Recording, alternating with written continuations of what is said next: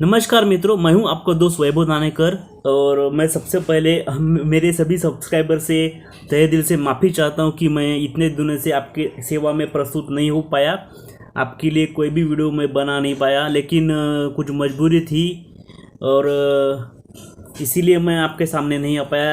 आज आपको सबसे पहले मैं मकर संक्रांति की सबको हार्दिक शुभकामनाएं देता हूं। सबको मकर संक्रांति अच्छी जाए, सबके जीवन में खुशियाँ आए और जन जागृति इसी तरह फैलाते रहे आप। तो मराठी में कहते हैं तिळगुळ घ्या गोड गोड बोला, यानी आप हमेशा मीठा खाए और हमेशा मीठा बोले, लेकिन उन्हीं को जो आपके साथ मीठे से रहते हैं। जो लोग आपके साथ नाइंसाफ़ी करते हैं, आपको दबाने की कोशिश करते हैं, आपको आवाज़ उठानी पड़ेगी। आज की समय की मांग ही यही है कि आप जितने दबेंगे उतने आपको दबाया जाएगा। तो आज का मेरा जो टॉपिक है वो है पानीपत की तीसरी लड़ाई। तो पानीपत की तीसरी लड़ाई क्यों है, उसका बैकग्राउंड क्या है, सबसे पहले हम ये जानेंगे। तो दोस्तों, पानीपत की तीसरी लड़ाई हुई वो शिवाजी महाराज के मृत्यु के 81 वर्ष बाद, यानी सन 1761 में, यानी हमारे काल निर्णय के हिसाब से शालिवाहन शके 1683 में ये लड़ाई हुई। शिवाजी महाराज के मृत्यु के बाद उनके बेटे संभाजी, और संभाजी ने बहुत अच्छे से मराठा साम्राज्य को सहज कर रखा। लेकिन औरंगजेब ने गद्दारी करवा के हमारे मराठा सरदारों से कुछ उनको पकड़वाया और फिर उनको मार दिया। उनके बाद रानी ताराबाई ने और उनके पति राजाराम महाराज ने इन मराठाओं ने 27 साल की सिविल वॉर लड़ी है मुगलों के साथ। 27 साल की सिविल वॉर मेरे ख्याल से किसी भी दुनिया के किसी भी देश में इतनी बड़ी सिविल वॉर नहीं लड़ी होंगी जहां महाराष्ट्र के दक्षिण में इतनी 27 साल की सिविल वॉर लड़ी गई है। उसके बाद भी औरंगजेब बादशाह जो है वो उसका खजीना पूरी तरह से खाली हो चुका था। वो अकेले मरा, उसके सारे बेटे उसके मरने के बाद दिल्ली का तख्त पाने के लिए झगड़ पड़े, यानी दिल्ली ख़त्म हो चुका था मुगल अम्पायर, क्योंकि उसकी पूरी दुजरी खाली हो चुकी थी। उसके सारे सरदार उसके मरने का इंतज़ार कर रहे थे और उसके मरने के बाद सारे के सारे जितने भी मुगल बादशाह हुए वो डिफैक्टो रूलर्स रहे।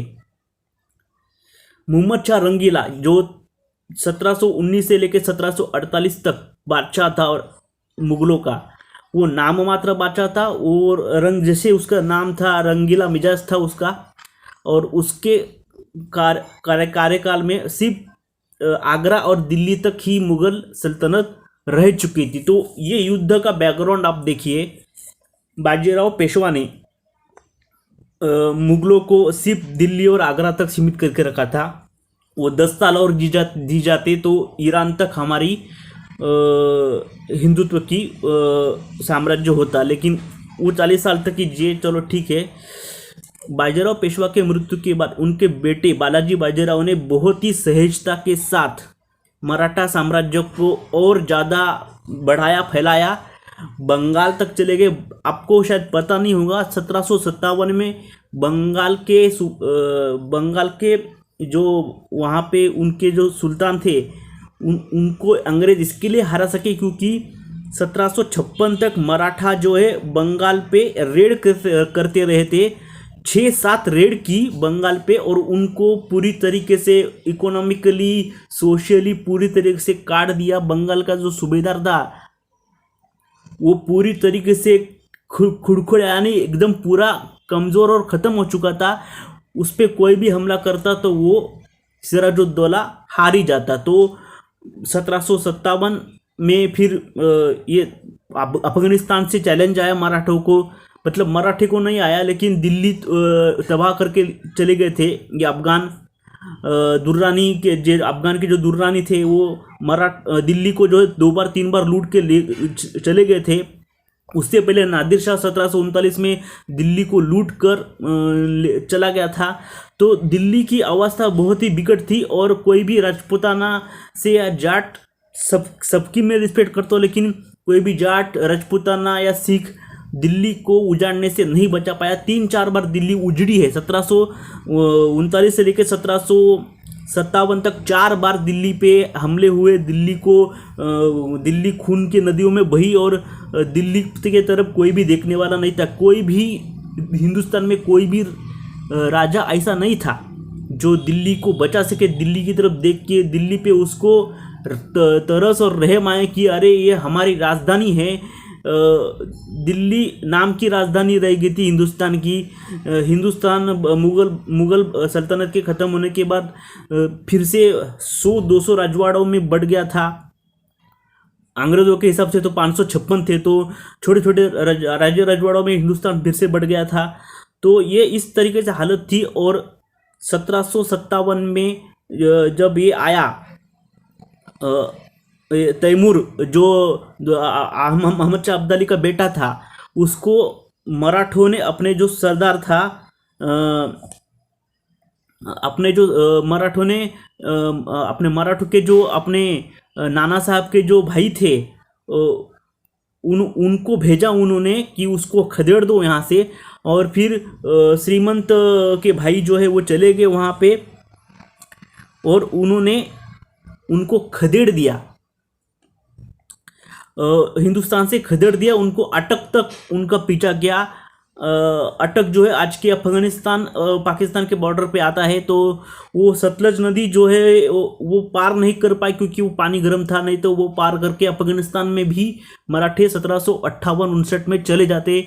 लेकिन फिर अहमद शाह अब्दाली को पसंद नहीं आया कि ये क्या हो गया, वो क्यों हो गया और मेरे बेटे को भाग के आना पड़ा। और मराठे सच में बहुत ही ताकतवर है और पहली बार किसी ने हिंदुस्तान से चैलेंज किया था। देखिए 1000 सालों में पहली बार किसी ने लिटरली हिंदुस्तान से चैलेंज किया था फॉरेन इन्वेडर्स को, यानी दूसरे देशों से आने वाले लुटेरे लोगों को जो हिंदुस्तान को लूट के चले जाते थे, उनको पहली बार जो है वो चैलेंज किया है मराठों ने। तो मराठों के चैलेंज करने के बाद फिर अहमद शाह अब्दाली कुछ न कुछ मौका ढूंढ रहा था कि भाई मैं क्या करूं, किस तरीके से इन मराठों को सबक सिखाऊं। वो ढूंढ रहा था मौका और उसको मौका दिया हमारे हिंदुस्तान में ही, जो क्योंकि मुग़ल सल्तनत जो है वो नाम मात्र रह चुकी थी। और उस सल्तनत के नाम मात्र रहने के बाद जो भी मुस्लिम जो शाह थे, जो सुल्तान थे, जो बंगाल के जो सुल्तान था जो अभी अंग्रेज़ों के अधिपत्य में आया था, फिर अवध का जो सुल्तान था, फिर रोहिल्ला सरदार था नजफगढ़ का, ये सब इनसिक्योर हो गए कि भाई अब फिर से हिंदुत्व का परचम लहरा रहा है, कहीं ऐसा ना हो जाए कि हम सब पूरे साफ हो जाए। तो उन्होंने निमंत्रण पत्र अपना एक आदमी को देकर भेजा कि भाई आप हमारी हेल्प करें और फिर से अगर आपने मुझे सरदार बनाया, अगर आपने मुझे वजीर बनाया दिल्ली का, तो मैं आपका बहुत शुक्रमंद रहूँगा। मराठों को सबक सिखाए। और उनको तो अब्दाली को तो सिर्फ एक मौका चाहिए था, कारण चाहिए था कि भाई कैसे भी आके जो है हिंदुस्तान में आके मराठों को सबक सिखा सके। अब्दाली ने आते ही राणोजी शिंदे को और मार दिया। 1760 में रोहिल्ला सरदार ने मिलकर जो है उनको मार दिया। उसके बाद दत्ताजी शिंदे का मृत्यु हुआ 10 जनवरी 1760 में दत्ताजी शिंदे की मृत्यु हुई। पूरे पंजाब पे उन्होंने फिर से मराठों का जो वर्चस्व था उसको ख़त्म करते हुए वो रौंद के जो है दिल्ली तक आ चुके थे। और उसके बाद मराठों को जब ये पहुंची न्यूज़ की भाई ये अफगान सरदार आ चुके हैं, अहमद शाह दुरानी आ चुका है, तब मराठे जश्न मना रहे थे। अपने जो निजाम थे हैदराबाद के, उनके ऊपर जो विजय उनको लेटेस्ट जो जीत मिली थी युद्ध में और तय हुआ था, और उनसे वो गार्दी करके जो है उनको वो तोहफे में उन्होंने लिया, जिसने बाद में तोफनची मतलब तोपों का सरदार था। वो तोपखाना देखता था मराठा का। तो उस गार्दी को तय में उन्होंने निजाम से, हैदराबाद के निजाम से लिया। और फिर क्योंकि उनका तोपखाना जो मराठों का था वो थोड़ा कमज़ोर था, तो इसके लिए गार्दी को यूज़ किया गया मराठों ने 1761 के पानीपत के युद्ध में। तो जब उनको न्यूज़ आई कि भाई यहाँ पे तो अहमद शाह दुर्रानी जो है दिल्ली तक आ चुका है, तो उन्होंने अपनी बैठक तुरंत इमरजेंसी बैठक बुलाई। उस बैठक में ये डिस्कस हुआ कि अगर हम इस उनके फिर से इस हमले को अगर हम नज़रअंदाज करते तो पूरे उत्तर भारत में हमारा वर्चस्व खत्म हो जाएगा। उत्तर भारत से मराठा साम्राज्य का परचम जो है वो पूरा खत्म हो जाएगा। पूरा का पूरा उत्तर भारत जो है वो इन अफगानों के हाथ में आ जाएगा। और उसके बाद गुजरात और महाराष्ट्र तक जो है उनकी बॉर्डर आएगी। हमें पहले से ही इस निजाम और मैसूर के जो वो हैदर अली था उससे लेना पड़ रहा था, दो हाथ करने पड़ रहे थे। तो हमें और तीसरा ऐसा कोई नहीं चाहिए था जो जिससे हमें खतरा हो। तो इससे पहले वो हमारी तरफ आए, हमें उनके पास जाके उनसे लड़ना चाहिए और उस खतरे को उधर ही खत्म कर देना चाहिए। इस इरादे से नाना साहब पेशवा ने भाऊ उनके जो कजिन थे भाऊ साहेब उनको भेजा, वो सेनापति बनाकर भेजा, अपने बेटे विश्वासराव को भेजा ताकि वो युद्ध लड़कर जो है वहाँ पे मराठों का परचम लहराए और अफगानों को उनके देश में फिर से भगा दे। ना कि अफगानिस्तान पे कोई हमला करके, उनका कोई इरादा नहीं था कि अफगानिस्तान पे हमला करके जो है वो अफगानिस्तान को फिर कुछ हासिल करना है, उसको इन्वाइट करना है। अपने देश को बचाने की इरादा से मराठाओं ने जो है वो उनको भेजा। फिर कोई भी राजपूत राजा जो है वो ऑफकोर्स कुछ पॉलिटिक्स के कारण, क्योंकि मराठों ने राजपूतों के जो है वो पॉलिटिक्स में इंटरफेयर किया था बहुत, इसकी वजह से कोई भी राजपूत राजा जो है मराठों को हेल्प करने के लिए तैयार नहीं था। सूरजमल जाट जो है वो इसी एक ही शर्त पे तैयार हुआ था कि दिल्ली उसको चाहिए, लेकिन फिर दिल्ली जो है उसको देने का वादा मराठे नहीं कर पाए, क्योंकि मराठा के पास खुद के पास दिल्ली नहीं तो वो उसको कहाँ से देंगे। तो इसकी वजह से सूरजमल जाट राजा जो है वो भी पीछे हट गया। सिखों ने भी एक्टिवली पार्ट शायद थोड़ी बहुत मदद की होगी, रसद दी होगी, लेकिन एक्टिव पार्ट जो है वो मैन पावर जो है वो नहीं दी और मराठे अकेले ही लड़े। तो ये बैकग्राउंड था युद्ध का कि मराठे अकेले लड़े 1761 के इस मकर संक्रांति के पावन दिन पर जो है वो मराठे लड़े हैं। अहमद शाह अब्दाली से दो हाथ किए हैं। तो अहमद शाह अब्दाली को थोड़ा अंडरएस्टिमेट किया था मराठों ने। उनको लगा था कि यमुना पार करके नहीं आ पाएंगे, तो वो थोड़े गाफिल रह गए थे। इसकी वजह से भी शायद कहा जाता है कि वो युद्ध हारे। तो मैं कुछ पढ़कर अभी बताने वाला, क्योंकि इतिहास की बातें हैं तो कुछ गलत चीज़ें मेरी तरफ से ना चली जाए, इसके लिए मैं अभी कुछ इतिहास की बातें जो मैं आपको पढ़कर बताने वाला हूँ। तो मित्रों, मैं आपको यशोधरा राजे सिंधिया जो है वो शिवपुरी मध्य प्रदेश की लोक नेता है। वहाँ पे क्योंकि सिंधिया परिवार की एक सदस्य है, तो उन्होंने एक ट्वीट किया था। वो ट्वीट मैं आपको पढ़कर सुनाना चाहूँगा, मैंने लिख के रखा है खास करके। आप भी जाके ट्विटर पे जाके देख सकते हैं। उन्होंने बहुत ही रोचक तथ्य बताए हैं इतिहास के, वो मैं आपको ट्वीट आज भी पढ़ के सुनाता हूँ। उन्होंने लिखा है कि 14 जनवरी 1761 की सुबह जैसे ही मराठा सेना अपने शिविर से बाहर निकली, अफगान सैन्य संधि के खिलाफ 18वीं सदी के सबसे बड़े युद्ध का बिगुल बज उठा। सुबह 9 बजे अफगान राइट विंग और सेंटर ने मराठा स्क्वायर पर हमला किया। इब्राहिम खान गारदी जो निज़ाम से, हैदराबाद के निज़ाम से तह में मिला था, वो तोफनची था मराठों का, तोपों का वो देखता था तोप खाना। तो इब्राहिम खान गारदी का रोहिल्लाओं से सामना हुआ। भाऊ विश्वासराव जो कि भाऊ जो है वो मराठों के सेनापति थे उस युद्ध में। विश्वासराव पेशवा, श्रीमंत पेशवा के बेटे थे। पवार उनके सरदार थे, पवार जनकोजी और तुकोजी सिंधिया, यानी सिंधिया घराने के दो सरदार थे। विंचुरकर और गायकवाड़ ये भी एक सरदार थे मराठाओं के। अफगानों से भीड़ गए। हुजरत नाम का अश्वरोही दल जो है वो अफगानी केंद्र से बाहर निकला, यानी उनका अफगानों का एक अश्वदल था, वो उसने आक्रमण कर दिया। वजीर शाह वली ने अपने लोगों को डटे रहने का आग्रह किया। भागते हुए अफगान सैनिकों को वे बोले थे कि काबुल तो भैया बहुत दूर है, वापस आ जाओ। उनको खींच के वापस लाया उन्होंने लिटरली युद्ध करने के लिए। वो भाग खड़े हुए थे मराठों का पराक्रम देख के। तो आगे लिखती है कि दोपहर बाद मराठा अब्दाली के शिविर के पास पहुंच चुके थे। उसने अपने हरम को तेज दौड़ने वाले ऊंटों पर बैठा कर भगवा दिया। फिर अपनी फौज तैयार की। भगोड़े सैनिकों को पकड़कर उसने आगे के मोर्चों पर झोंक दिया। मराठा आक्रमण अवरुद्ध हो गया था। तभी एक गोली हाथी पर बैठे विश्वासराव यानी श्रीमंत पेशवा नाना साहब के बेटे श्रीमंत विश्वासराव को लग गई। तो ये देखिए, ये युद्ध नीति जो है इन इस्लाम शासकों की बहुत पुरानी युद्ध नीति है। हमारे जो पानीपत की दूसरी लड़ाई में विक्रमादित्य हेमचंद्र को जो आंखों में बाण लगा था मुगल सेनापति से, अकबर जो लड़ रहा था अपने पिताजी की गवाई हुई सल्तनत को वापस पाने के लिए, तो उस वक्त भी ऐसा ही कुछ हुआ था कि इन लोगों का क्या रहता है, युद्ध तो नहीं जीत पाते, फिर चीटिंग करने पे आते। चीटिंग कैसे करेंगे भाई, उनका एक क्योंकि उस वक्त जो है वो सेनापति सब कुछ होता था, सेनापति मर जाए तो फिर पूरा का पूरा सैन्य जो है हार मान जाता था।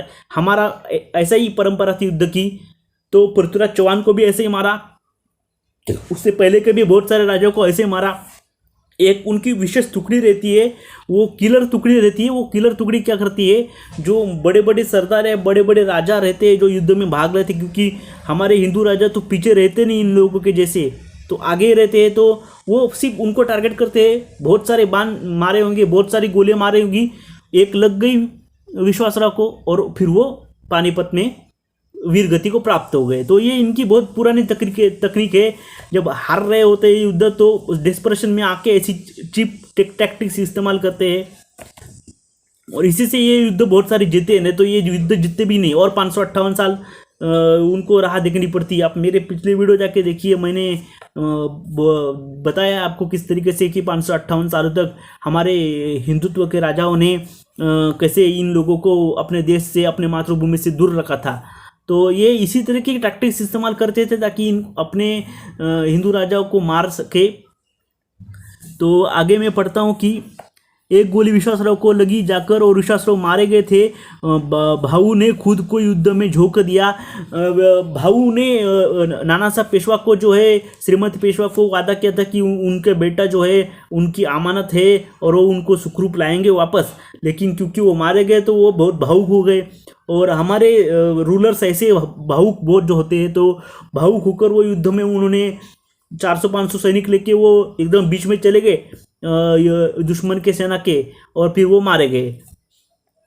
झोंक दिया। इब्राहिम खान ने उन्हें पकड़ लिया।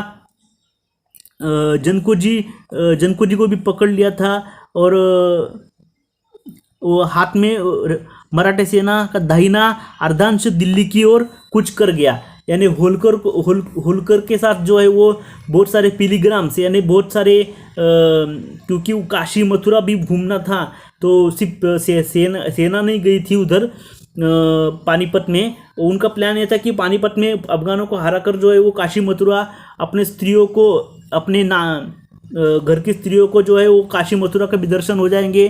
तो ये पकड़ के चल रहे थे कि इनको तो हरा देंगे और फिर ये काशी मथुरा का ट्रिप करके जो है फिर से पुणे में आएंगे। तो ये युद्ध के वक्त जो है वो होलकर को फिर भेजना पड़ा अपने एक बड़े सरदार को कि भाई इनकी सुरक्षा करो और इनको सुखरूप जो है फिर से पुणे लेके जाओ। फिर ये अर्धांश हिस्सा भेज गया। फिर सदाशिवराव भाऊ मारे गए थे। फिर भाऊ के निधन के साथ ही युद्ध खत्म हो गया। गैर लड़ाकू को भी अफगानों ने मार दिया। और बलूचिस्तान का जिक्र किया था मोदी जी ने 2016 में, वो इसलिए भी किया था क्योंकि 40,000 50,000 बंदियों को, मराठा बंदियों को, स्त्रियों को पकड़कर जो है वो लेके चले गए थे अब्दाली के सेना के लोग। और फिर वो उनको, क्योंकि वो दास बन चुके थे, स्लेव बन चुके थे, तो वो मर रहे थे बीच में। तो फिर उन्होंने बलूचिस्तान में जो है वो उनका एक शाह था, उनका ही एक दास था, स्लेव था, तो उसको सौंप दिए कि भाई ये तुम रख लो, क्योंकि ये लास्ट तो हम कैसे फिर मर रहेंगे तो कैसे लेके जाएंगे। तो इसके लिए बलूचिस्तान में आज भी मराठी बोली जाती है, आज भी वहाँ पे मराठा संस्कृति है। तो बहुत सारी चीज़ें हैं जो हुई है, किसी को पता नहीं है। तो फिर भाऊ के निधन के साथ ही युद्ध खत्म हो गया। गैर लड़ाकू लोगों को अफगानों ने हत्या कर दी। महादजी सिंधिया का पैर जख्मी हो गया। राणा खान ने उन्हें बचा लिया था।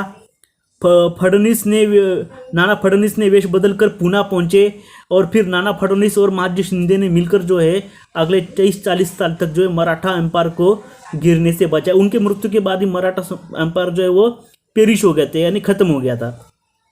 नाना साहब पेशवा के साथ शांति संधि के साथ अब्दाली वापस लौटा। अब्दाली को डर यह लगने लगा था कि मराठा इस युद्ध का हार का बदला, क्योंकि श्रीमंत पेशवा जो है वो बहुत खतरनाक, उसको मालूम था क्या उसकी क्या ताकत है, और वो पूरी ताकत से अकेले ही मुझे धूल चटा सकता है मेरी मातृभूमि पे, यानी अफगानिस्तान में पहुंच के मेरे को धूल चटा सकता है। इसके लिए वो बहुत डर गया था। देखिए, कोई भी जीती हुई जो बाजू है वो इस तरीके से अपने जीते हुए युद्ध के एरिया को जो है वो नहीं वापस कर देती, कम से कम पिछले ज़माने में तो नहीं करती थी। और ये लोगों की संस्कृति देखते हुए तो नहीं लगता कि ये लोग कर देते। लेकिन पंजाब का क्लेम उन्होंने ज़रूर रखा, जहाँ पे बाद में उनको सिखों से जो है वो चैलेंज मिला। लेकिन पंजाब छोड़ के जो है दिल्ली जो है मराठों को सौंप दी उन्होंने कि आप जो चाहे वो करो, दिल्ली का आप वजीर चुनो, आप जो करना चाहे वो करो, दिल्ली अपने कंट्रोल में रखो, भाई मेरी जान छोड़ो, मैं शांति संदेश दे रहा हूँ, ये बोल के जो है वो चले गए। और इस तरीके से जो है पानीपत का तीसरा युद्ध खत्म हुआ। अब्दाली ने ईरान के बादशाह को खत लिखा था 1762 में। उस खत में उन्होंने लिखा था कि अल्लाह की मेहरबानी थी, वो मेरा अल्लाह ने मुझे उस दिन बरकत दी थी, उस दिन मेरे अल्लाह का मेरे ऊपर हाथ था, इसलिए मैं बच गया। एक मराठा का सैनिक जो है वो 10-10 अफगानों को मार रहा था। मेरे सैनिक डर के भाग रहे थे, मेरे भी हौसले टूट चुके थे, और ये युद्ध हम तकरीबन हार चुके थे। अगर वो विश्वासराव को गोली नहीं लगती तो ये युद्ध हम पूरी तरीके से हार ही चुके थे। तो ये इस तरीके से इतिहास है पानीपत का। और मैं बहुत ही दुख के साथ कहना चाहूँगा दोस्तों कि पानीपत का युद्ध जो है वो हम इसलिए नहीं हारे क्योंकि हम में कुछ कमी थी या टेक्निकल कुछ गलतियाँ हो सकती है, लेकिन हम एज अ हिंदू हम यूनाइट नहीं रह सके। मराठों की भी कुछ गलतियाँ हो सकती है कि उन्होंने राजपूतों के पॉलिटिकल अफेयर्स में जो है वो इंटरफेयर किया, चलो मान लेता हूँ मैं। लेकिन फिर भी जब देश की बात आती है, अपने सारे डिफरेंसेस मिटाकर अगर राजपूत और जाट साथ देते मराठों का उस टाइम पे, और सिख भी थोड़ा सा कुछ ना कुछ हेल्प कर देते, क्योंकि रसद काट रहा था अब्दाली मराठों के पास मरने के अलावा दूसरा ऑप्शन था नहीं तो जिल्लत उठानी पड़ती, और फिर मराठों का कोई भी जो है वो दबदबा नहीं मानता। लॉक कर दिया था मराठों ने, इधर से लॉक कर दिया था, अफगानिस्तान का रास्ता बंद कर दिया था। अब अफगानों को अफगानिस्तान जाने को नहीं मिल रहा था, और अफगानों ने पुणे की तरफ जाने वाला रास्ता रोक दिया था। तो ये युद्ध इसलिए हुआ है क्योंकि ये दोनों ने एक दूसरे का रास्ता रोक के रखा था। तो मराठों की रसद खत्म हो गई थी। मराठों के सैनिक जो है उन्होंने प्लेड किया, यानी उन्होंने भीख मांगी, अपने भाऊ को जाके भीख मांगी कि भाई इस तरीके से भूखे मरने से अच्छा तो हम युद्ध करना पसंद करेंगे। और ये युद्ध इसलिए हुआ क्योंकि उनके पास मरने के अलावा दूसरा ऑप्शन था ही नहीं, वो भूख से मर जाते अगर युद्ध नहीं करते तो उन्होंने समझा वीर गति को प्राप्त होंगे तो हमें मोक्ष तो मिल ही जाएगा। तो इस तरीके से ये युद्ध हुआ। अगर हम आज के डेट में भी अपने इतिहास से ना सीखे तो हमारी हालत बार बार यही होनी है। तो मैं अपने सभी भाइयों से प्रार्थना करता हूँ कि इस पावन दिन को हमेशा याद रखें और एकता फैलाए और जागरूकता फैलाए और सतर्क बने रहे। मेरे चैनल को सब्सक्राइब करें, मेरे वीडियोस को शेयर करें, लाइक करें, कमेंट करें। मुझे इतनी देर बर्दाश्त करने के लिए धन्यवाद, शुक्रिया।